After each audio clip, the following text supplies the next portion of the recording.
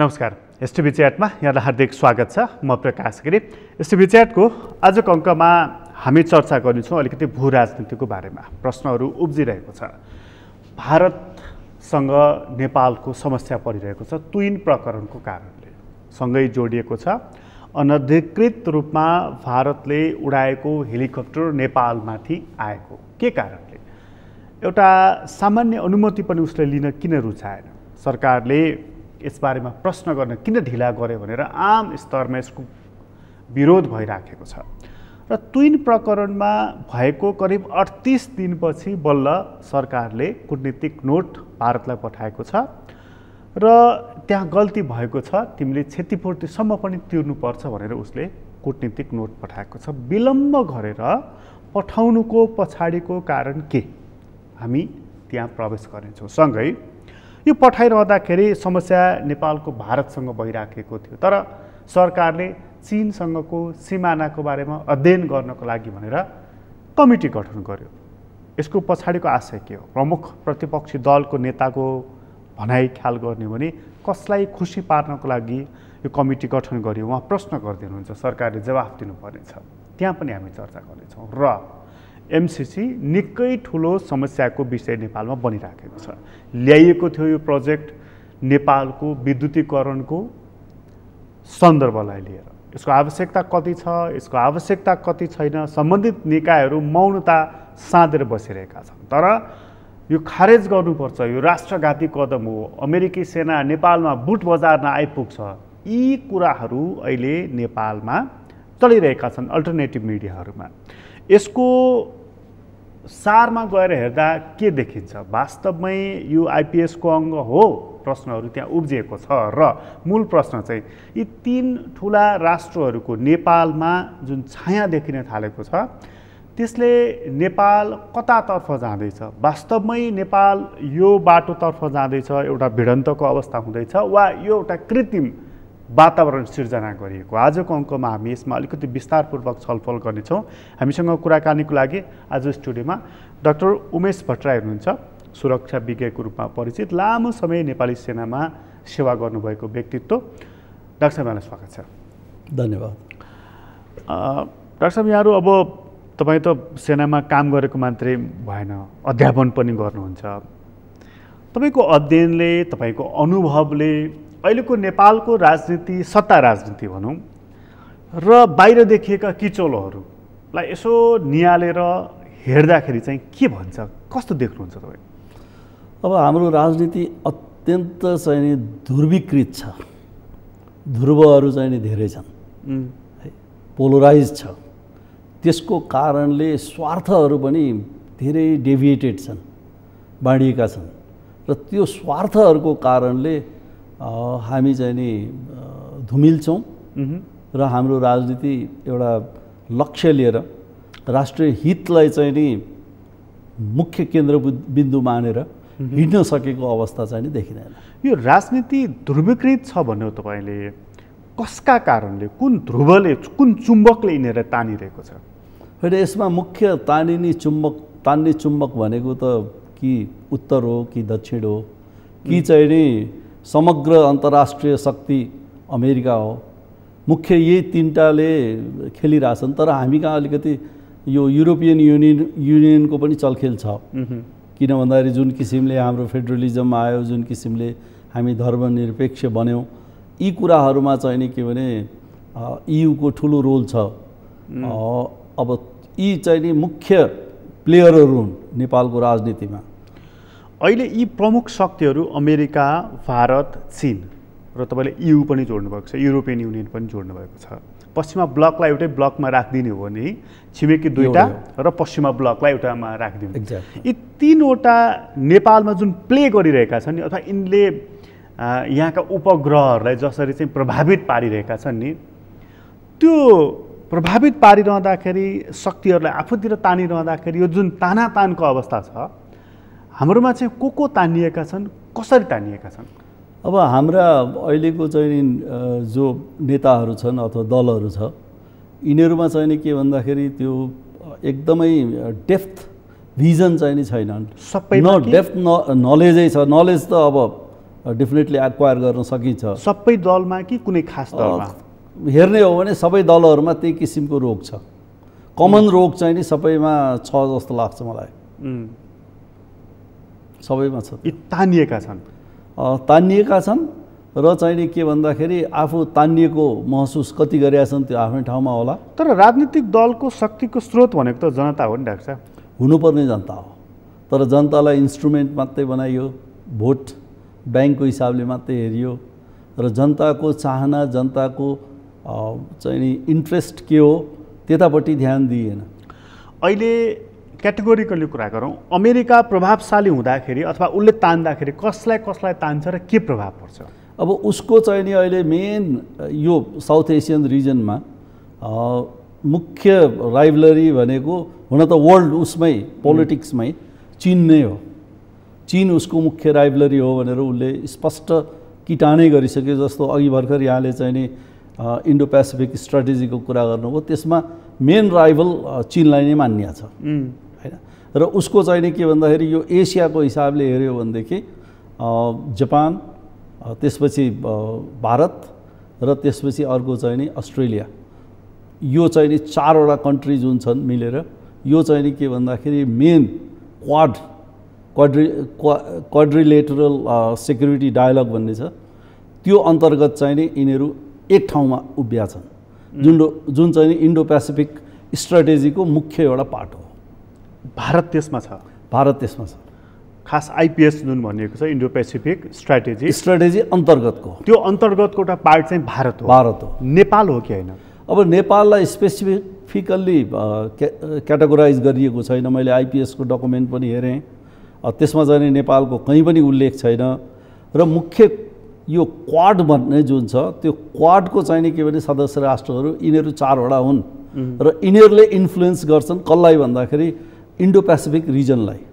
अब पहिला Asia Pacific भन्थ्यौँ हामीले, अब यसलाई चाहिँ नि कन्फाइन गरेर इन्डो पेसिफिक भन्ने टर्मिनोलोजी दिएको छ। यो ट्रम्पको उदयपछि त्यो हिसाबले चाहिँ नि अगाडि बढेको छ। पहिला जुन किसिमको चाहिँ नि टिपिपी भन्ने थियो, ट्रान्स पेसिफिक पार्टनरसिप, जुन ओबामाको पालामा 12वटा कन्ट्रीहरू इन्भल्भ भएको थियो त्यसमा, त्यसलाई चाहिँ नि स्क्रैप गरेर ट्रम्पले चाहिँ नि इन्डो पेसिफिक स्ट्राटेजी भनेर सुरु गर्यो। त्यो उनीहरूले भारतसहित जोडेर क्वाड जुन बनाएका छन् नि, त्यो भनेको चीनलाई घेर्ने भनेर उनीहरूले त प्रश्नै भयो। मुख्य गरेर मुख्य कुरा त्यो बताएकै छ। चीन उनीहरूको मुख्य राइभलरी हो। त्यसमा नेपाल पनि संलग्न छ? नेपाल संलग्न छैन, कहीँ पनि देखिँदैन हैन। अब जति बेला चाहिँ 2018मा तत्कालीन चाहिँ नि परराष्ट्र मन्त्री प्रदीप गेवाली अमेरिका भिजिटमा जानुभयो, त्यो बेलामा पम्पियोको स्टेटमेन्ट आयो भनेर धेरै यहाँ कुराहरू निस्के र नेपालले चाहिँ नि एग्रिमेन्टमा सही गर्यो भन्ने पनि आयो, तर त्यसको आधिकारिकता कहीँ पनि पुष्टि भएन। अब प्रदीप गेवालीको पनि जुन स्टेटमेन्ट आयो त्यो बेलामा नि अलिकति कन्फ्युजिङ भएको हुनाले हामीले पनि धेरै शङ्का गऱ्यौँ। तर आधिकारिक रूपबाट कहीँ पनि केही नआएपछि अब हामीले कसरी मान्ने नेपाल चाहिँ नि इन्डो पेसिफिक स्ट्राटेजीको पार्ट बन्यो भनेर? अमेरिकाले नेपाललाई प्रभाव पारेर, अघि हामी चुम्बकको कुरा गर्दै थियौँ नि, ऊ त ठुलो शक्ति राष्ट्र भयो, महाशक्ति नै भयो, त उसले तानेर नेपाललाई कुन हदसम्म लैजान्छ?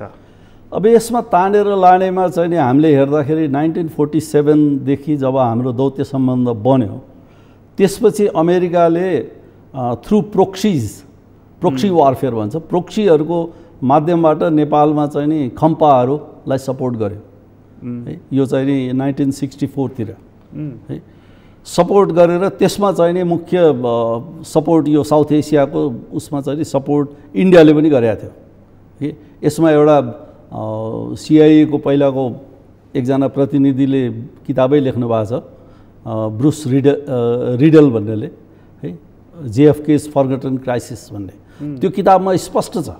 त्यसमा अस्ट्रेलियाको रोल पनि उल्लेख भएको छ। त्यसपछि इन्डियामा त्यति बेला नेहरूको जुन किसिमको चाहिँ नि सपोर्ट थियो अमेरिकनलाई, त्यो कुरो पनि खुल्या छ। भनेपछि त्यो हिसाबले चाहिँ नि नेपाललाई एउटा बेस बनाएर चीनको एगेन्स्टमा खम्पाहरूको प्रयोग त अमेरिकाले गरे हो। ऊ अहिले पनि त्यही नीतिमा कायम देखिन्छ? होइन, अब त्यसरी एक्टिभली प्रोक्सीहरू युज गरेर जाने चाहिँ नि त्यो चाहिँ नि देखिँदैन। हामी कहाँ पछिल्लो समयमा नेपालमा रहेका क्रान्तिकारी वाम शक्तिहरू जहिले पनि के भनिरहन्छन् भने अमेरिका नेपालको भूमि प्रयोग गरेर चीनलाई घेर्न चाहन्छ, हामी त्यसरी प्रयोग हुनु हुँदैन उहाँहरू जुन भनिराख्नुहुन्छ र अमेरिकालाई साम्राज्यवादी भन्नुहुन्छ नि उहाँहरू।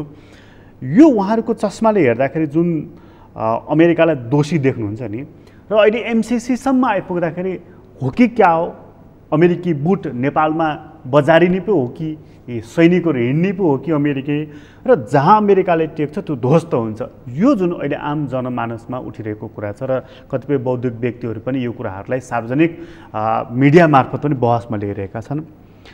तपाईँ सैनिक पृष्ठभूमिको मान्छे, परराष्ट्र मामिलामा पनि अध्यापन गरिरहेको मानिस, मलाई बताइदिनुहोस् अमेरिका यही रणनीति अख्तियार नेपाल मार्फत गरिरहेको छ, गर्न चाहन्छ? यसमा त के भने त्यही खम्पा अपरेसनलाई नै जोड्यो यसमा, होइन? त्यति बेला उसको इन्टेन्सन थियो, उसले मुस्ताङको सर्टेन एरियाहरू प्रयोग गर्यो, हामीले हाम्रो राज्यको उपस्थिति भएर हामीले थाहा पाएनौँ।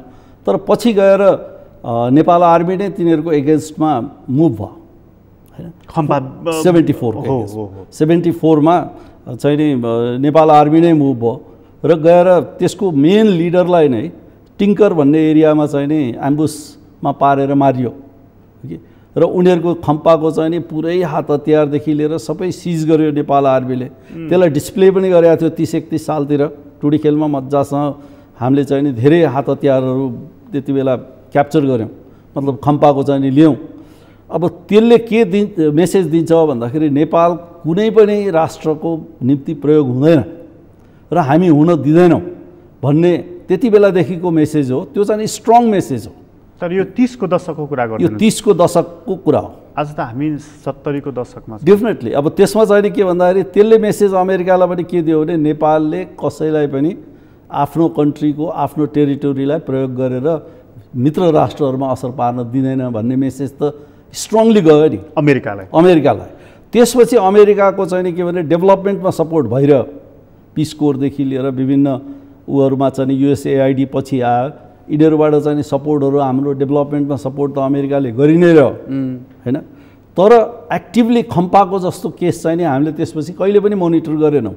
अहिले नेपालको भूमि प्रयोग गरेर अमेरिकाले चीनलाई प्रयोग गर्न चाहन्छ, जसरी अफगानिस्तान अथवा अन्य केही कन्ट्रीहरूमा उसले गर्यो। त्यो पोसिबल छैन जबसम्म हामी चाहिँ नि स्ट्रङली, हामी भने मतलब नेपाल कि हाम्रा छिमेकी पनि जोड्नुभयो, होइन? छिमेकीले त चाहना राख्लान्, उनीहरूको कुरो हो, उनीहरूको इन्ट्रेस्टको कुरो हो। तर हाम्रो नेसनल इन्ट्रेस्टले के भन्छ भने हामी कसैको विरुद्धमा प्रयोग गर्नु हुँदैन, होइन? त्यो हिसाबले चाहिँ नि के भने हाम्रो नीतिहरू त्यही किसिमले डेभलप हुँदै गयो। यसमा तपाईँलाई हाम्रो राजनीतिक नेतृत्वप्रति कति विश्वास छ?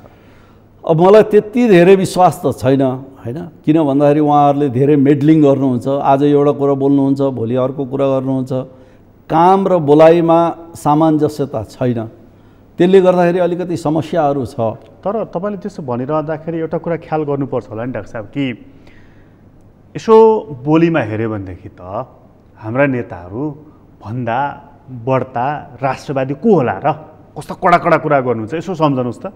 होइन, बोल्छन् काम गर्ने बेलामा गर्दैनन्, त्यो मैले पनि महसुस गरेको छु, होइन? तर राष्ट्रकै विरुद्धमा उनीहरूले चाहिँ नि गइहाल्छन् भन्ने त्यतिसम्म आँट गर्छन् जस्तो चाहिँ नि मलाई लाग्दैन। त्यतिसम्म चाहिँ हिम्मत गर्न सक्ने जस्तो मलाई लाग्दैन। यसको मतलब चाहिँ नि हाम्रो भूमि प्रयोग गरेर अर्काको विरुद्धमा, खास गरी हाम्रा छिमेकीका विरुद्धमा हामी प्रयोग हुने गरी निर्णय नीति निर्माण गर्छन् भन्ने तपाईँलाई लाग्दैन? मलाई लाग्दैन। त्यतिसम्म चाहिँ नि जान सक्छन् जस्तो त्यो चाहिँ नि म विश्वास गर्दिनँ। तर अमेरिका त महाशक्ति हो नि डाक्टर साहब, सानो लिखुरे शक्ति होइन नि, त उसले प्रभाव पार्न सक्छ नि? होइन, प्रभाव पार्न सक्ने त्यो त हामीले 64मै देखिहाल्यौँ नि। उसले प्रयोग त गरेकै हो नि, राति त्यत्रो हेलिकप्टरहरू लिएर आएर एकै रातमा 29,000 केजी चाहिँ नि खम्पामा सामानहरू अफलोड गरेकै हो त्यति बेला।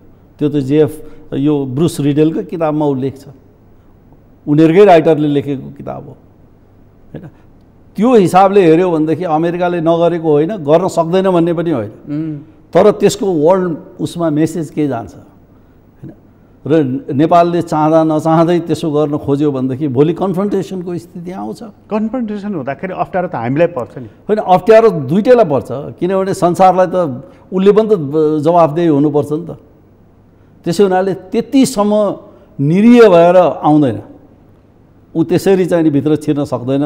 उसले अहिलेको अवस्थामा लडाइँ लड्ने भनेको थ्रु प्रोक्सी हो, नट लाइक अफगानिस्तान। अफगानिस्तानमा जुन भयो 2001 मा, त्यो बेलामा डाइरेक्ट उसलाई चाहिँ नि हिट गरेको थियो टेरोरिजमले, र वार एगेन्स्ट टेरर भनेर ऊ अफगानिस्तानमा छिर्यो हैन।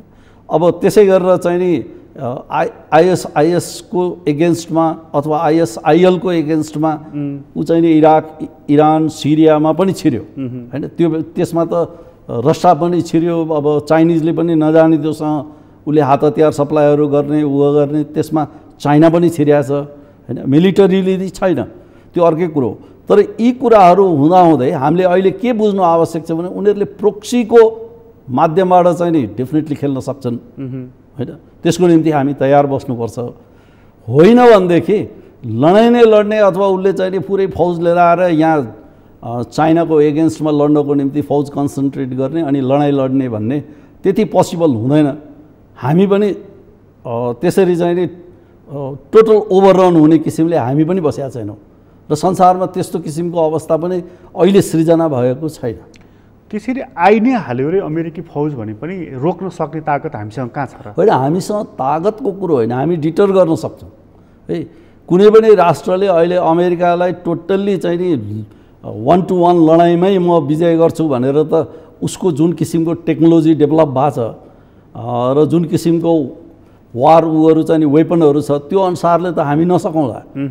तर लडाइँ भने त्यतिले मात्रै हुँदैन, लडाइँ धेरै कुराले हुन्छ। अहिले अफगानिस्तानकै केस हेर्नुहोस् न हैन, अथवा चाहिँ नि भियतनाममा कुन भएको थियो, त्यो लेसनहरू अमेरिकाले नबुझ्या छ र?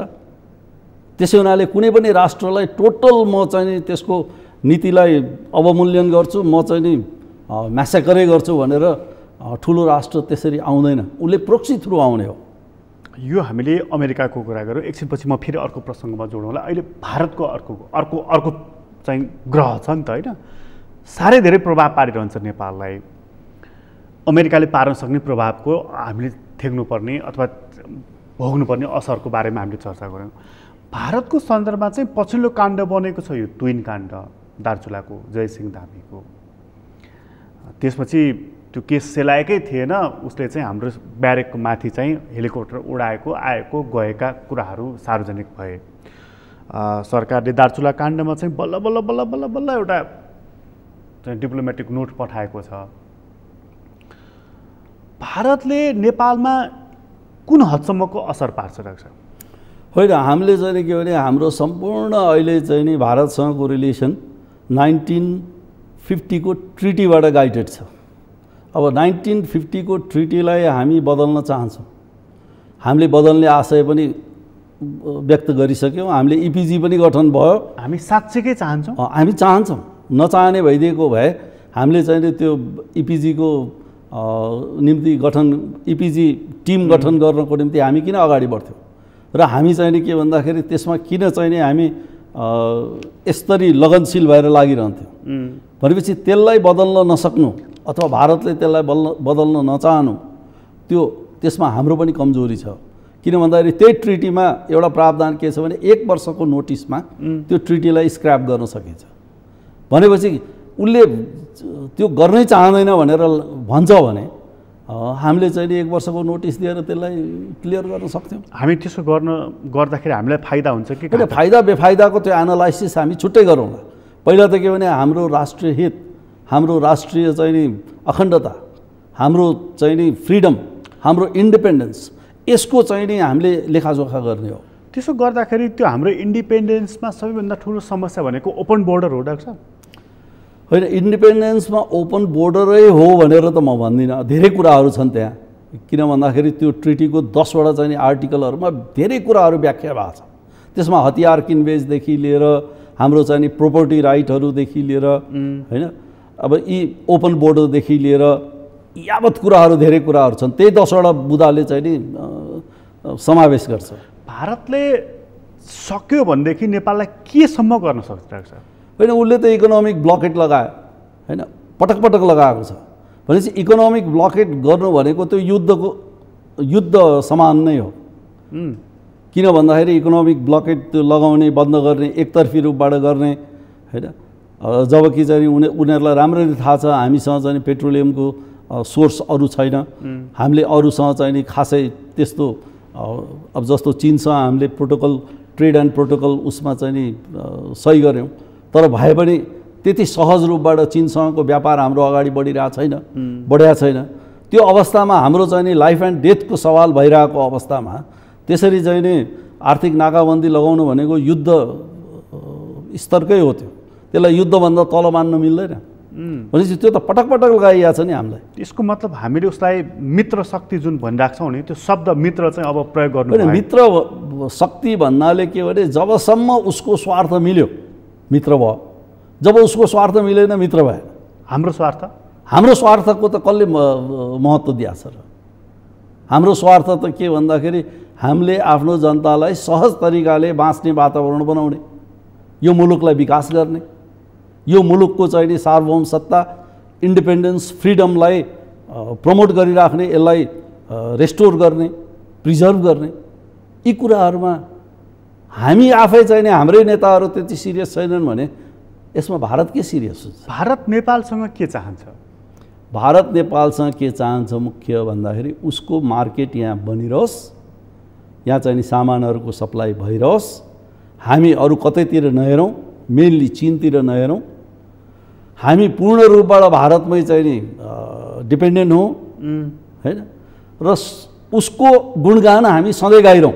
ऊ हाम्रो सार्वभौमिकतामाथि नै प्रश्न उठाउन चाहन्छ अथवा यसलाई विलिन गराउन चाहन्छ? होइन, हाम्रो सार्वभौम सत्तामा उसले मुखले त भन्दैन, तर व्यवहारले त सम्पूर्ण चिज गरेको छ, यो हामीले देखिरहेछौँ। अब जस्तो चाहिँ नि ट्विन केसकै आइरहेछ, दार्चुलाको उनीहरूले ट्विनै काटिदिएको भन्ने छ। यदि यो हो भने हुन त सरकारले पनि त्यो इन्डिकेट गरिसक्यो, रिपोर्टै आयो, रिपोर्टमा इन्डिकेट गरिसक्यो। भनेपछि त्यो हो भनेदेखि र हामीले चाहिँ नि के भने त्यसलाई अपोज गर्न नसक्नु, लेट अपोज गर्नु, यो चाहिँ नि के भने हाम्रो कमजोरी हो। त्यो कमजोरी चाहिँ किन भयो? त्यो कमजोरी किन भयो भन्दाखेरि हामीले, हाम्रा नेताहरू, हाम्रा चाहिँ नि राज्य सञ्चालकहरू हैन, यिनीहरूमा चाहिँ नि के भन्दाखेरि यो राष्ट्रपति जनताप्रतिको जिम्मेवारीमा लाचारीपन भयो, जिम्मेवारीमा चाहिँ नि गैर जिम्मेवार व्यवहार भयो। अहिले सरकारले, प्रधानमन्त्रीले भारतसँग डाइरेक्ट हटलाइनमा कुरा गर्न नसक्नु, परराष्ट्र मन्त्रालय मार्फत कुरा गर्न नसक्नु अथवा विलम्ब गर्नु भनौँ, 30-35 दिनपछि गर्नुभयो उहाँले। भारतले चाह्यो भने यो सरकार ढालिदिन्छ, यो संविधान फ्यालिदिन्छ, हाम्रो पार्टीलाई सिध्याइदिन्छ, मलाई सभापति हुने बाटो रोकिदिन्छ भन्ने भयले काम गरेको छ। अब यो लघुतावासले सबै काम गरेको छ। किन भन्दाखेरि हामीले शक्तिको स्रोत मान्नुपर्ने नेपाली जनता हो। जबकि हामी चाहिँ नि नेपाली जनतालाई उसको चाहिँ नि इलेक्टोरल राइटमा हामी कन्जुस्याइ गर्छौँ। हामी विदेशीले बनाइदिन्छ, विदेशीको चाहिँ नि शक्तिमा हामी अगाडि जान्छौँ भनेर हामी त्यो किसिमको सोच राख्छौँ भनेदेखि त भोलि डेफिनेटली गएर यही जनता, यही कन्ट्रीले दुःख पाउने हो। साँच्चीकै भारतले चाहँदाखेरि त्यस्तो तल बितल पारिदिन सक्छ? होइन, मलाई त लाग्दैन। मैले लघुतावासको कुरा गरेँ होइन, लघुतावासको कुरा गरेँ, मलाई त लाग्दैन त्यो। किन भन्दाखेरि शक्तिको स्रोत भनेको नेपाली जनता नै हुनुपर्छ र हो नै। त्यो लघुतावास किन पलायो त हाम्रो नेताहरूमा? त्यो किन पलायो भन्दाखेरि वास्तविक शक्तिको स्रोतलाई नचिनेको हुनाले। अहिलेको हाम्रो प्रधानमन्त्री जो 5 पटक प्रधानमन्त्री भइसक्नुभयो, त उहाँलाई भारतको दुवै थाहा छ नि त, प्रोज एन्ड कन्स दुवै थाहा छ र आफ्नो पनि थाहा छ उहाँलाई, र नेपालको स्ट्रेन्थ पनि त थाहा छ नि। र यसमा मलाई चाहिँ के लाग्छ भने, मैले हुन त डिफेन्ड गर्न खोजेको होइन, यो अहिलेको गठबन्धन सरकार छ। अब गठबन्धन सरकारको आफ्नै किसिमको समस्याहरू छन्। प्रधानमन्त्री आफै पनि एक्लैले कुनै निर्णय गर्न सक्नुहुन्न। किन सक्नुहुन्न भन्दाखेरि यो गठबन्धनको सरकार भएको हुनाले गठबन्धन फेरि भताभुतुङ्ग होला, आफ्नो सरकार ढल्ला भन्ने पनि पिर होला। तर हुन त अहिले त्यो अवस्था छैन। किन भन्दाखेरि अब त सिधै इलेक्सनमा जाने हो कि 17-18 भए पनि चुनावमै जाने हो। त्यसले गर्दाखेरि डराउनु पर्ने अवस्था त थिएन। मलाई लागेको कुरो। फेरि पनि किन डराउनु भयो प्रधानमन्त्री भन्ने चाहिँ होइन, डराउनु नै भएको पनि नहुन सक्छ, तर के भन्दाखेरि शक्तिसँग अलिकति चल्न चाहिँ नि मुख्य गरेर के भने हाम्रो कूटनैतिक। तपाईँलाई लाग्छ डाक्टर साहब कि अहिलेको प्रधानमन्त्री अथवा अहिलेको सरकार त भारतको फेभरको गभर्मेन्ट हो, तपाईँलाई लाग्छ? होइन, नेपाली काङ्ग्रेस त डेफिनेटली फेभरको नहोला, तर अरू जुन गठबन्धनका मित्रहरू छन् ती त फेभरका हुन् नि। उनीहरू त क्रान्तिकारी हुन् नि, भारत विरुद्ध लडेका। त्यो त भनाइ हो, क्रान्तिकारी त यहाँ वास्तवमा कोही पनि छैन, आफ्नै निम्ति मात्रै हो क्रान्तिकारी।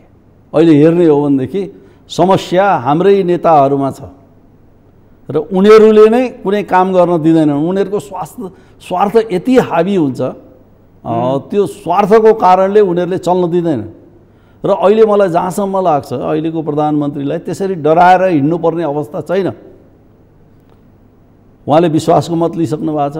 तपाईँलाई उहाँ डराउने मान्छे चाहिँ कति हो जस्तो? होइन, उहाँ डराउने मान्छे जस्तो मलाई लाग्दैन, तर यहाँ चाहिँ नि समस्या के भन्दाखेरि कूटनैतिक निकायमा उहाँलाई राइट सल्लाह दिने र मुभ गर्नको निम्ति एउटा चाहिँ नि लाइन बताउने चाहिँ नि एकदमै कमी छ जस्तो लाग्छ। किनभने हाम्रो स्थायी सरकार पनि कमजोर छ। अहिले हामीले परराष्ट्र मन्त्रालयको काम गर्ने शैली हेऱ्यो भनेदेखि मलाई त दिगदार लाग्छ। किन भन्दाखेरि त्यो निरीह अवस्थामा छ। अब दोष जति प्रधानमन्त्रीलाई मात्रै हामीले दिएर काम छैन, काम गर्ने त अरू पनि निकायहरू छन् नि। अब उनीहरूलाई चाहिँ नि के भन्दाखेरि हात बाँधिदिया जस्तो गरेका छन् उनीहरूले। कसले हात बाँधिदियो त्यो हो भनेदेखि भन्नु पर्यो, होइन भनेदेखि गल्ती भएको कुरालाई गल्ती भन्न हामी नसक्ने। अब म यहाँ चाहिँ नि के पनि जोड्न चाहन्छु भने परराष्ट्र नीति भनेको राष्ट्रिय सुरक्षा नीतिसँग पनि जोडिन्छ। किनभने परराष्ट्र नीति डोमेस्टिक नीतिसँग पनि जोडिएको हुन्छ। त्यसै हुनाले यहाँ चाहिँ नि के भन्दाखेरि राष्ट्रिय सुरक्षा नीति नै धुमिल्छ। सुरक्षा नीति र त्यो सम्बन्धी चाहिँ नि विधेयक अहिले चाहिँ नि के भने संसदमा पेन्डिङ भएको 6 महिना वर्ष दिन हुन लागिसक्यो। भनेपछि त्यसमा चाहिँ नि के भने ओली सरकारको पालाको कुराहरू होलान्। अब त्यसलाई चाहिँ नि कसरी परिमार्जन गर्ने, त्यसलाई कसरी बढाउने भन्ने कुरो अहिलेको सरकारले यसलाई चाहिँ नि के भन्दाखेरि एउटा ऱ्यापिड तरिकाले चाहिँ नि अगाडि बढ्नु पर्थ्यो, फास्ट ट्र्याकबाट चाहिँ नि पास गराउन सक्नु पर्थ्यो। यो ट्विन प्रकरण र यो एमसिसी दुईवटा मुद्दा अहिले निकै चर्चामा छन्। चर्चा भन्दा नि विवादमा भनौँ, होइन, विवादमा छन्। यो दुईवटा मुद्दाले नै यो सरकारलाई खाइदिन्छ डाक्टर साहब? होइन, म खाइदिन्छ त म भन्दिनँ, यो म्यानेज गरिरहेछ, गर्न खोज्लान्, होइन। अब ट्विनको केसमा भन्ने हो भनेदेखि त ओली सरकारले नै त्यति बेला हामी ट्विन सबै विस्थापित गर्छौँ भनेको थियो। त्यसमाथि पनि यो अन्तर्राष्ट्रिय नदी, महाकाली नदी भनेको अन्तर्राष्ट्रिय नदी हो, त्यहाँ यति समस्याहरू छन्। भनेपछि त्यो ठाउँहरूमा एउटा चाहिँ नि नेपालीले क्रस गर्नु पर्यो भने, हुन त ओपन बोर्डर सिस्टम भएको उसमा हामी बसेका छौँ, क्रस गर्नु पर्यो भने ट्विनको मार्फतबाट क्रस गर्नुपर्ने त्यो अवस्था नै किन आयो? म त त्यसमा क्वेसन गर्छु। सरकारको कमजोरी त त्यहाँ हामीले देखाउनुपर्छ। पहिला अन्तर्राष्ट्रिय रिभर क्रस गर्नको निम्ति ट्विनबाट चाहिँ नि क्रस गर्नुपर्ने हाम्रा नेपाली जनतालाई हामीले कुन रूपबाट उनीहरूलाई हामीले लिने र हाम्रो सरकारको चाहिँ नि निरयता कहाँ रहेछ त? ओली सरकारले त्यति बेला त्यत्रो चाहिँ नि डिङ हाँकेर भनेको कुरा, विस्थापित गर्छु म, ट्विन रहँदैन भनेर भनेको कुरो अहिलेसम्म किन बनेन? यो पनि एउटा गहन सवाल हो। अर्को कुरो के भन्दाखेरि राष्ट्रिय सुरक्षा नीति बनेपछि यस्ता चिजहरू, यो त डेभलपमेन्टसँग यो सबै कुराहरूसँग सम्बन्धित राख्छ, यसलाई किन अगाडि बढाउन सकिएन भनेपछि यी कुराहरू गहन सवालहरू हुन्। समस्या हाम्रो थियो भारतसँग यही ट्विन प्रकरणको सन्दर्भलाई लिएर सरकारले गठन गर्यो चीनसँगको सीमा रेगुलेट गर्न भनेर कमिटी गठन गर्यो। यो फेरि कस्तो प्रकारको समस्या हो? होइन, अब चीनसँग पनि हाम्रो समस्याहरू छ। अहिले चाहिँ नि के भने झन्डै 36,000 हेक्टर चाहिँ नि इन्क्रोज भएको छ। यो रिभरलाई चाहिँ नि प्यारलल बनाएर उसले जुन सडक बनाउने नीति लियो त्यो अनुसारले गर्दाखेरि उसले 36,000 चाहिँ नि हेक्टर अफ ल्यान्ड चाहिँ नि हाम्रो इन्क्रोज गरेका छ भन्ने रिपोर्टमै छ। यो रिपोर्टहरू अलि अगाडिदेखि नै आएका हुन्। यसमा चाहिँ नि के भने हुम्ला क्षेत्रमा सबभन्दा बढी छ भन्ने कुरो छ। चीन मान्न तयार छैन र ऊ होइन भनिरहेको छ। होइन, चीनले मानेको छैन भने अब हाम्रो इन्भेस्टिगेसन त हुँदैछ, हैन। हुन त बिचमा पनि भएको हो भनेको मतलब यो कमिटी गठन गरेर खराबी भएन, यो खराबी भएको जस्तो मलाई लाग्दैन। हाम्रो पूर्व प्रधानमन्त्रीजीको अस्ति प्रश्न थियो कसलाई खुसी पार्नको लागि यो कमिटी होइन, गठन, यो कसैलाई खुसी गर्न अथवा केही गर्न होइन, उहाँले पनि पहिला गरेकै हो र उहाँले गरेकोमा त्यो रिपोर्ट चाहिँ नि हामीसँग समस्या छैन भनेर रिपोर्ट दियो भन्ने आएको छ हैन। अब त्यसमा हामीले फेरि भेरिफाई गर्नु, हामीले चेक गर्नु, त्यो हाम्रो नैसर्गिक अधिकार हो एज ए नेसन। हाम्रो आफ्नो बोर्डरको हामीले चेक गर्न पाउनु, चेक गर्नु त्यो गलत छैन। तर समय सान्दर्भिक चाहिँ भएन नि डाक्टर साहब त्यो, होइन? जस्तो समस्या भारतसँग भइराखेको थियो, हामीले चीनसँगको, अब भारतसँगकोमा ट्विन प्रकरणमा पनि सरकारले चाहिँ नि इन्भेस्टिगेसन टिम नखटाएको त होइन, तर स्थान विशेष र भारतकै असहयोगको कारणले त्यसले रिपोर्ट समयमा दिन सकेन। रिपोर्ट त दियो, लेट दियो, किन भन्दाखेरि समस्याहरू थिए त्यहाँ हैन।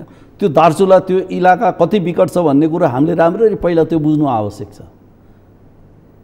त्यसलाई चाहिँ नि हामीले डेभलपमेन्टको उसमा कहिले पनि राखेनौँ, प्रायोरिटीमा राखेनौँ। भनेको हामी जुन हार्ड एन्ड फास्ट जुन खोजिरहेका छौँ रिजल्ट, त्यो त्यति त्यहाँको भूगोलले त्यो त्यति दिँदैन, त्यो गाह्रो छ। त्यो धन्न त्यो टिमले चाहिँ नि यति छिटो रिपोर्ट दियो, नत्र त्यहाँ एकदमै त्यो हेलिकप्टरमा जाँदैमा अथवा चाहिँ नि त्यहाँ ल्यान्ड गर्दैमा सबै वस्तुस्थिति अध्ययन गर्न सकिन्छ भन्ने कुरो होइन। डाक्टर साहब, अब यो ट्विनको कुरा पनि आयो, यता चीनले पनि नेपालको केही भूमि मिचेको हो कि भन्ने कुरा पनि आयो, कमिटी गठन गरेको छ, रिपोर्ट देला त्यसले भन्दाखेरि त हाम्रो बोर्डर त निकै समस्यामा रहेछ नि त, हाम्रो सिमाना। एउटा त अब एउटा अर्को हिसाबले नै कुरा गरौँ न, जस्तो ट्विनमा एउटा आम मानिस गयो, ट्विन काटियो, ऊ बेपत्ता भएको अवस्था छ, तर मान्नुहोस् तपाईँ त्यो घटनादेखि बाहेक अर्को त्यहाँबाट तस्करी हुने खतरा पनि त उत्तिकै भयो नि।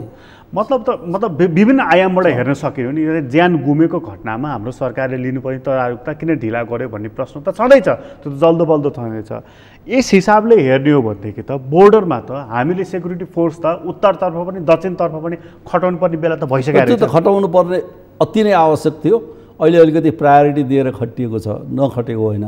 सशस्त्रहरू विभिन्न ठाउँहरूमा खटिया छन्, तर बोर्डरमै गएर बस्न अलिकति समस्या पनि छ, किन भन्दाखेरि त्यहाँ इन्फ्रास्ट्रक्चर डेभलपमेन्ट भएको छैन हैन। त्यसको समस्याहरू छ, सशस्त्रलाई पनि गाह्रो छ त्यहाँ गएर ड्युटी गर्नको निम्ति, त्यति सहज छैन। बोर्डरमा खटिने हाम्रो फौज भनेको चाहिँ नेपाली सेना हो कि सशस्त्र हो कि प्रहरी हो कि अथवा अन्य कुनै निकाय गठन गर्नुपर्ने हो? होइन, यसमा कस्तो छ भन्दाखेरि सशस्त्रलाई अहिले सीमा सुरक्षाको जिम्मेवारी दिइसकेको छ। सेना चाहिँ नि के भन्दाखेरि इन्टरनेसनल बोर्डरमा ड्याम्मै गएर बस्ने शान्तिको समयमा होइन। मलाई एउटा प्रश्न चाहिँ लाग्छ अब यहाँ लागिरहेको चाहिँ, जस्तो भारतको हेलिकप्टर आउने जाने गरेर हाम्रो ब्यारेक माथिबाट टुई टुई उडिरह्यो, त हाम्रो सुरक्षा निकाय किन मौन बसे? सुरक्षा निकाय मौन बसेको छैन। मलाई जहाँसम्म लाग्छ रिपोर्टिङहरू भइरहेछ, तर त्यसको प्रोटेस्ट नोट पठाउने त सरकारले हो नि त, परराष्ट्र मन्त्रालय थ्रुबाट हुनुपर्ने हो नि। यदि भारतकै त्यही हेलिकप्टर पाकिस्तानको बोर्डरमा प्रवेश गरे भए, अफगानिस्तानको बोर्डरमा प्रवेश गरे भए के हुन्थ्यो?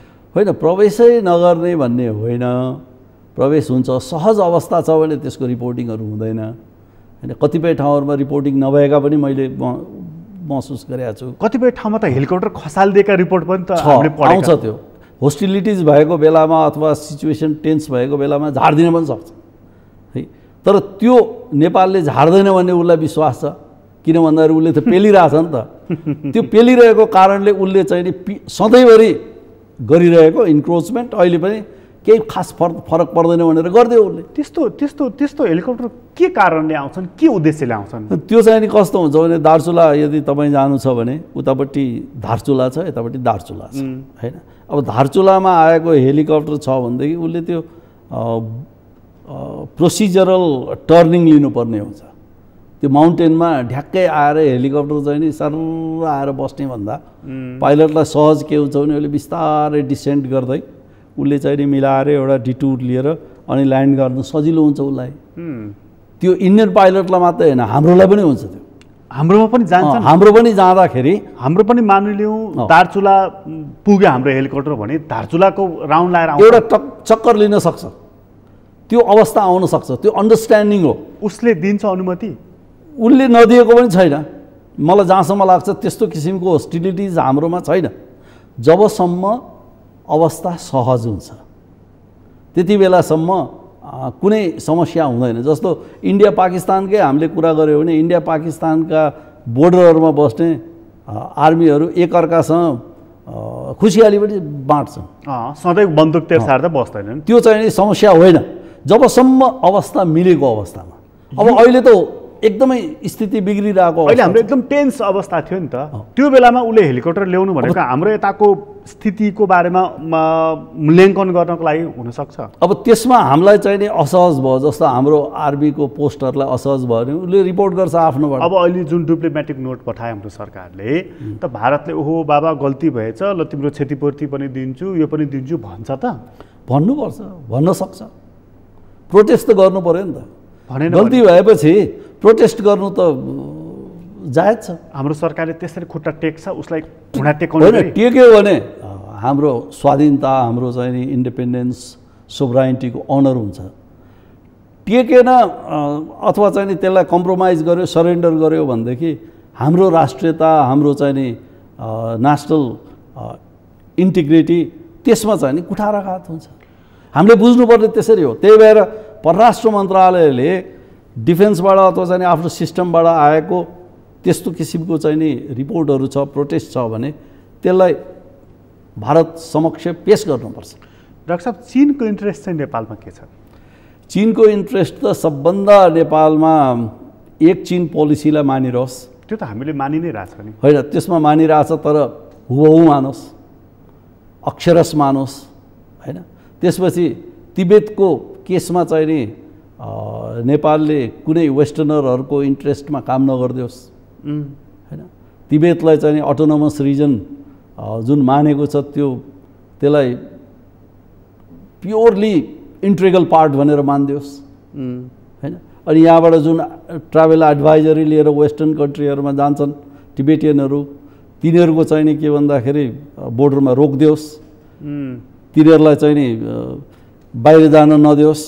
यसदेखि बाहेक उसको पोलिटिकल इन्टरफेरेन्स या इन्टरभेन्सन छ कि छैन? अब नेपालमा चाहिँ नि के भन्दाखेरि उसको इन्फ्लुएन्स नेगेटिभ नहोस् अथवा उसको इम्प्रेसन नबिग्रियोस् र वेस्टर्नरहरू विशेष गरी भारतभन्दा पनि उसले पहिलेदेखि के भने भारतसँग तिमीहरूको सहज छ, व्यापारदेखि लिएर सबै चिज, कल्चरल कनेक्सन छ, पोलिटिकल कनेक्सन छ। त्यसले गर्दाखेरि भारतसँगको रिलेसन तिमीहरूको एज इट इज राम्रो बनाऊ भनेर उसले पहिलेदेखि भनिरहेको हो। तर पश्चिमासँग चाहिँ नि अलिकति बचेर बस र हाम्रो चाहिँ नि सेक्युरिटीमा असर नपारिदियोस्, उसको कन्सर्न नै त्यसमा सीमित छ। भनेपछि पश्चिमा ब्लक भनेको युरोपियन युनियन र अमेरिका जब नेपालमा चाहिँ नि दरिलो किसिमले प्रवेश गर्छन् चीनको कान ठाडो हुन्छ। अहिले एमसिसी त्यसकारण विवादित छ। डेफिनेटली त्यसमा त हामीले शङ्का मान्नुपर्ने कुरो छैन। यो ठ्याम्मै चीनले बोलेको छैन, तर यदाकदा बोल्या सुन्न पनि आछ, होइन। चीनको पनि यो डिप्लोमेसीमा अलिकति कता केही छ होला जस्तो लाग्छ। अलिकति अलि इम्याच्योर र अलि युथहरू बढी छन्, त्यसले गर्दाखेरि कहिलेकाहीँ धुमिल हुन्छ उनीहरूको पनि। मतलब कि एमसिसी नेगेटिभ हो भने तिमीहरूलाई फाइदा हुन्छ कि बेफाइदा हुन्छ विचार गर भन्ने विचार गरेर त्यस्तो किसिमको थ्रेटको हिसाबले उनीहरूले बोलेको पनि मैले यदाकदा सुनेको छु। मतलब अमेरिका नेपाल प्रवेश गर्दाखेरि चीन जसरी कान ठाडो पार्छ भारतले पनि त पार्ला नि, किन नेपालको तपाईँ भन्नुहुन्छ नेपाल मेरो प्रभाव क्षेत्रको हो, मैले भन्दा बसोस्, मैले भन्दा उठोस् भन्ने त ऊ पनि चाहन्छ नि। त्यसो चाहँदाखेरि यी शक्ति राष्ट्रहरू नेपालमा प्रवेश नगरून् अथवा मेरो अनुमति लिएर प्रवेश गरून् भन्ने त ऊ पनि त चाहन्छ। होइन, त्यो त उसको भित्री मनसायमा त्यही नै छ, त्यसमा हामीले अन्यथा नमाने पनि हुन्छ, हामीले बुझ्नु आवश्यक छ। त्यो उसले के भन्छ भने अमेरिकालाई पनि यो मेरो डोमिनेटिङ एरियाभित्र पर्छ, मेरो इन्फ्लुएन्सियल एरियाभित्र पर्छ, त्यसले गर्दाखेरि यहाँ जति जे गर्नुपर्ने छ त्यो भारतको थ्रुबाट होस् भन्ने उसको चाहिँ नि चाहना डेफिनेटली छ। त्यो देखिन्छ नै, उसले मुखले बोल्नु पर्दैन त्यो कुरो। अब यसमा चाहिँ नि के भन्दाखेरि नेपालले बुझेर चलिदियो भने सहज हुने हो। जब नेपालले चाहिँ नि आङ फिजाउन खोज्छ तब भारतलाई चाहिँ नि समस्या बिल्टअप हुन्छ, यो भएको कुरो हो। अन्तर्राष्ट्रिय परिस्थिति यस्तो जटिल छ, जसको असर हामीलाई परिरहेको कुरा तपाईँले यस्तै विस्तारपूर्वक बताइ नै हाल्नु भएको छ। नेपालमा चाहिँ यता कता चर्चा चल्ने गर्छ क्या डाक्टर साहब, यत्रो सेना के काम बेला बखतमा 46 देखि अहिलेसम्म चलि नै रहेछ नि। अनि माओवादी पनि युद्ध हुँदाखेरि बढीमा 10,000 भए पुग्छ, 15,000 भए पुग्छ भनेकै हो। हामीले चाहिँ यो भू राजनीतिलाई ख्याल गरेर यसको रिसाइज गर्नेलाई ठुलो बनाउने कि सानो बनाउने, यो बहसको विषय हुनसक्छ होइन? यसको लागि चाहिँ नि रिसर्च गर्नुपर्छ होइन। हेफाजार्डली चाहिँ नि कसैले भन्याभरमा 5,000 10,000 भन्याभरमा राष्ट्रको सेना त्यसरी अपसाइजिङ हुने अथवा चाहिँ नि डाउनसाइजिङ हुने त्यस्तो हुँदैन होइन। यसको निम्ति रिसर्चको कुरा आउँछ। अब सबभन्दा पहिला चाहिँ नि यसको डाइनामिक्स के त भन्दाखेरि पपुलेसनलाई हेर्नुपर्छ होइन। जस्तो हाम्रो चाहिँ नि 2,80,00,000 र त्यसमाथि अहिले झन्डै 3 करोडको लाइनमा पुग्न लाग्यो भने चाहिँ 21 मै कहिले चाहिँ नि सेन्सस हुनुपर्छ होइन। अब त्यो हिसाबले हेऱ्यो भनेदेखि हाम्रो कति पर्सेन्टेज छ जनताको फौज, 90 को हाराहारीमा भएको फौज भनेपछि अराउन्ड 0.5% अफ टोटल पपुलेसन होइन। अब त्यो हिसाबले हेऱ्यो भने बङ्गलादेशको हेरौँ, बङ्गलादेशको हेर्दाखेरि झन्डै 16 करोड जनसङ्ख्या छ, आर्मी मात्रै उनीहरूको 3 लाख छ होइन। अब भारतको हेऱ्यो भनेदेखि 1 अरब चाहिँ नि 36 करोड जनसङ्ख्या छ, आर्मी उनीहरूको 14 लाख 15 लाख छ। एयरफोर्स र नेभीको कुरा नगरौँ, हाम्रो पनि छैन, त्यही भएर मैले त्यति साह्रो उनीहरूको कुरा गरिनँ। अब पाकिस्तानको हेऱ्यो भने पाकिस्तानको 21 करोड जनसङ्ख्या छ, झन्डै उनीहरूको फौज 6 लाखको लाइनमा छ, आर्मी मात्रै। अब चाइनाको हेऱ्यो भनेदेखि चाइनाको त पपुलेसन पनि 1 अरब 39 करोड भइसकेको छ, आर्मी पनि त्यही किसिमको छ होइन। पर्सेन्टेज वाइज र उनीहरूको चाहिँ नि के भन्दाखेरि जिडिपीले धान्ने किसिमले चाहिँ नि चल्ने हो। जस्तो अब युनाइटेड नेसनको चाहिँ नि हामीले पोलिसी हेऱ्यो भनेदेखि advisory committee of on administrative and budgetary question भन्छ, ACNBQ, त्यसले एउटा प्यारामिटर तोकेको छ कुनै पनि कन्ट्रीको जिडिपीको 2% भन्दा बढी चाहिँ नि खर्च डिफेन्समा खर्च नहुने किसिमले चाहिँ नि गर्न सक्छ कन्ट्रीले आफ्नो आवश्यकता अनुसार भन्ने छ। अब त्यसमा कसैको लडाइँ पर्या होला, इन्सर्जेन्सी भयो होला अथवा त्यो अवस्था भयो भने उनीहरूले जस्टिफाई गरेर बढाउन पनि सक्छन् है। अब त्यो हिसाबले हेऱ्यो भनेदेखि हाम्रो बजेट झन्डै 16-17 खर्ब, हाम्रो आर्मीको बजेट चाहिँ नि 55 अरब होइन। अब त्यसमा चाहिँ नि के भने क्यापिटल एक्सपेन्डिचरको निम्ति अराउन्ड 15%, चालुको निम्ति चाहिँ नि झन्डै 85% खर्च हुन्छ, तलब भत्ता या अनेक कुराहरू गरेर। भनेपछि यसलाई हिसाब हेऱ्यो भनेदेखि हाम्रो नेबरिङ कन्ट्रीहरूसँग तुलना गर्ने हो भने हाम्रो त्यति ठुलो डिफेन्स बजेट पनि होइन र हाम्रो चाहिँ नि स्ट्रेन्थ वाइज हाम्रो फौज पनि धेरै ठुलो होइन। किन भन्दाखेरि द्वन्द्वको बेलामा अलिकति बढेको हो। अब अहिले द्वन्द्व सकियो भन्ने पनि अवस्था त छैन। किन छैन भन्दाखेरि भनेपछि यसको के साइज ठुलो गर्नुपर्छ? अब होइन, म ठुलो गर्नुपर्छ म भन्दिनँ, तर अहिलेको अवस्थालाई मध्यनजर राख्दाखेरि यो साइज ठिकै हुन्छ होइन। अब भोलिका दिनहरूमा केही चाहिँ नि अब थ्रेटहरू घट्यो, अब थ्रेटमा चाहिँ के भने कन्भेन्सनल वारफेयरको मात्रै हामी कुरा गर्छौँ, हामी चीनसँग लड्न सक्छौँ अथवा भारतसँग लड्न सक्छौँ भन्ने क्वेसनहरू गर्छौँ होइन। अब हामी चीनसँग पनि त्यसरी कन्भेन्सनल वार त लड्ने होइन, न भारतसँग पनि लड्ने हो, तर डेफिनेटली अहिलेको लडाइँहरू अबको लडाइँहरू कस्तो हुन्छ त भन्दाखेरि कि चाहिँ नि लो इन्टेन्सिटी कन्फ्लिक्टमा हुन्छ कि चाहिँ नि एसिमेट्रिकल वारफेयर हुन्छ है, जुन चाहिँ नि के भन्दाखेरि कन्भेन्सनल किसिमको हुँदैन, प्रोक्सीको माध्यमबाट लडिन्छ, सिधै भौतिक रूपमा उपस्थित भएर लडिन्छ ल आइज भनेर त प्रोक्सीको रूपमा लडिन्छ। प्रोक्सीको निम्ति त हामी अहिले पनि लडिरहेछौँ, सेनाले अहिले पनि चुप लाएर बसेको छैन, उसले आफ्नो एरियामा बसेर इन्टेलिजेन्स ग्यादरिङ गर्ने होइन, त्यस्तै अवस्थामा हो भनेदेखि काम कारबाही गर्ने, त्यसको निम्ति चलायमान बनाउनु पर्ने निकाय त राष्ट्रिय सुरक्षा परिषद हो। यसको भूमिका अलिकति विस्तार गर्नुपर्ने छ होइन। भूमिकालाई विस्तार गर्ने गर्ने भन्ने चिज त जहिले पनि गरिरहनुपर्छ, किन भन्दा that is the part of हाम्रो चाहिँ नि रेस्पोन्सिबिलिटी हो। एउटा प्रोफेसनल फोर्सले गर्ने कामै त्यही हो। मेरो भूमिका अहिलेको अवस्थामा ठिक छ कि छैन, मेरो रोललाई चेन्ज गर्नुपर्छ कि पर्दैन, त्यसको इभ्यालुएसन गर्ने, त्यसलाई हेरिरहने, त्यो त डेफिनेटली एउटा प्रोफेसनल आर्मीले गरिरहनुपर्छ। र नेपाली सेनाले त्यो गर्दैन भन्नेमा विश्वास गर्दिनँ। खालि एउटै कुरो के भन्दाखेरि सेनालाई सम्बन्धमा लिने नीतिहरू त्यो राष्ट्रिय सुरक्षा परिषद थ्रुबाट लिने हो र राष्ट्रिय सुरक्षा परिषदलाई चाहिँ नि जुन किसिमको रोल र जुन किसिमको चाहिँ नि उसले डाइनामिजम जुन किसिमले आफूलाई प्रस्तुत गर्नुपर्ने हो त्यो किसिमले प्रस्तुत भएको छैन। त्यसले गर्दाखेरि सेना प्यासिभ जस्तो देखिया छ। सेनाले पोलिटिक्स कति गर्छ? सेनाले पोलिटिक्स गर्नु हुँदैन हैन, तर पोलिटिक्स जान्नुपर्छ। हाम्रो सेना पोलिटिक्स कति जान्दछ, पोलिटिक्स कति गर्छ? पोलिटिक्स नजान्ने हो भनेदेखि उसले डेलिभरी नै दिन सक्दैन। ऊ जान्दछ? जान्दछ। पोलिटिक्स चाहिँ कति गर्छ? पोलिटिक्स त गरेको त्यति साह्रो देखिया छैन। हो त्यो भइदिएको भए त सरकार परिवर्तन हुनुपर्ने नि। अहिले आर्मीको चाहना अनुसार सरकार परिवर्तन हुनुपर्ने, सरकार अर्को बन्नुपर्ने, कुनै पार्टीलाई लिएर उसले हिँड्नुपर्ने, यो सेनाको पार्टी हो भन्ने हुनुपर्ने नि त। उसको निम्ति त विशेष कुनै पनि पार्टी छैन। यो त जनताले जुन छानेको पार्टी छ त्यसैलाई उसले मानेको छ भनेपछि केन्द्रबिन्दु शक्तिको केन्द्रबिन्दु को त भन्दाखेरि नेपाली जनता।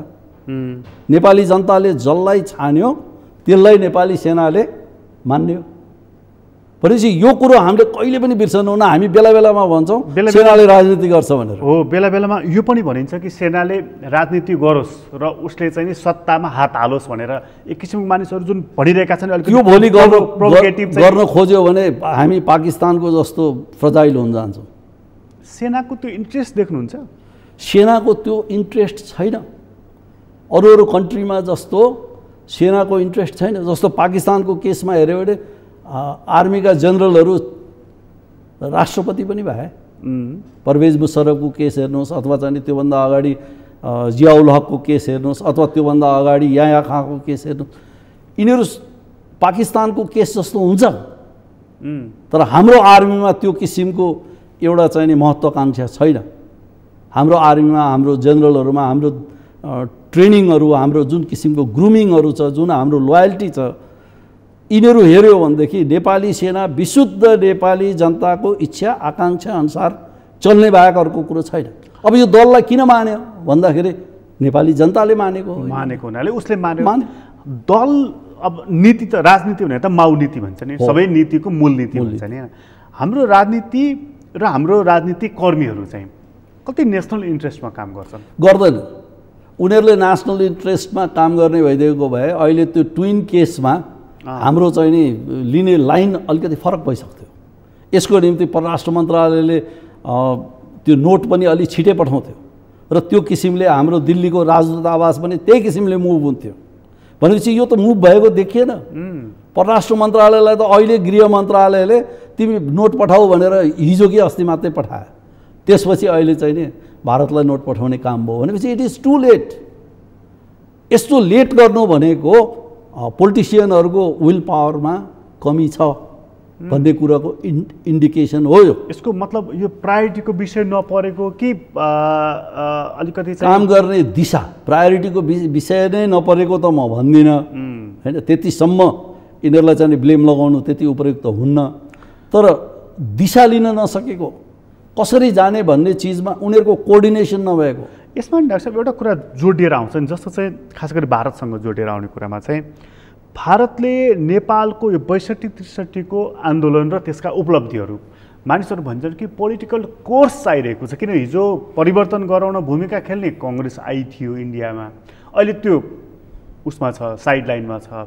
मेन सत्ता राजनीति भाजपाले धानिरहेको छ, जो नेपालमा हिन्दू राष्ट्र होस् भन्ने चाहन्छ, जो नेपालको संघीयताप्रति अरुचि राखिरहेको छ र नेपालको संविधानलाई नै उसले वेलकम पनि गरेको छैन। यस मानेमा चाहिँ नि यो कोर्स करेक्सन चाहन्छ भारत भनेर यहाँका पार्टीहरूमा पनि पोलराइजेसन भइरहेको छ। त्यसको असरहरू पनि यहाँ देखिराखेको छ। यहाँले भनेको कुरा एकदम ठिक हो। जस्तो चाहिँ यसको बिउ भनेको हाम्रो चाहिँ नि शान्ति प्रस्ताव जुन थियो राजा वीरेन्द्रको, त्यहाँदेखि सुरु हुन्छ। भारतसँगको हाम्रो चाहिँ नि अलिकति पछिल्लो समयको विमति है। अब पिस जोन प्रपोज गरिसकेपछि अनि भारतले चाहिँ नि अब नेपालमा खेल्न नपाउने अथवा चाहिँ नि नेपाल आफ्नो इन्फ्लुएन्सबाट टाढा जान लागेको भन्ने त्यो महसुस गरेपछि उसले त्यहाँबाट चाहिँ नि के भन्दाखेरि एक किसिमको प्लान चाहिँ नि गरेको देखिन्छ होइन। त्यसैको उसमा रहेर चाहिँ नि पछि माओवादीको जन्म भयो हैन। माओवादी जुन किसिमले यो नेपालमा चाहिँ नि राजाको विरुद्धमा लाग्यो हैन, राज संस्थाको विरुद्धमा लाग्यो, त्यसैको पाटो अनुसार चाहिँ नि इन्डियाले चलाउँदै लिएर गयो। अब 12 बुँदे सम्झौता पनि त्यही लाइनमा भयो र पछि गएर हाम्रो संविधान बन्ने बेलामा के भयो त भन्दाखेरि भारतको चाहना अनुसार बनेन। त्यसले गर्दाखेरि उसले आर्थिक नाकाबन्दीदेखि लिएर सबै चिज लगायो। अब अहिले गएर के भने अहिलेको बिजेपी सरकारले यसलाई छुट्टै किसिमले मुभ गर्न चाहन्छ, तर त्यो अनुसारले नेपालको मुभ हुँदैन। किन भन्दाखेरि जनताको चाहिँ नि विमति छ हैन। अब जनताको एगेन्स्टमा हाम्रो राजनीतिज्ञहरू जान पनि सक्दैनन् ओपनली, किनभने गयो भनेदेखि उनीहरूको अस्तित्व छैन। भनेपछि यो अहिलेको द्वन्द्व चाहिँ नि यिनै पाटोहरूमा घुमिरहेको छ। अहिले भारतसँग द्वन्द्व यही चलिरहेको छ। भारतसँग द्वन्द्व यही चलिरहेछ। पश्चिमाहरूको आफ्नो किसिमको इन्ट्रेस्ट छ, चीनको आफ्नो किसिमको इन्ट्रेस्ट छ र यसलाई चाहिँ नि बृहत्तर रूपबाट मिलाएर लान सक्ने राजनेता अहिले कमी छ, जसको असर हामी अहिले देखिरहेको। डेफिनेटली हामीले जुन 72 मा संविधान जारी गरेपछि राजनीतिक सङ्क्रमण अन्त्य भयो भन्यौँ नि, हाम्रा नेताहरूले जुन भन्नुभयो नि खास अन्त्य भएरै छ।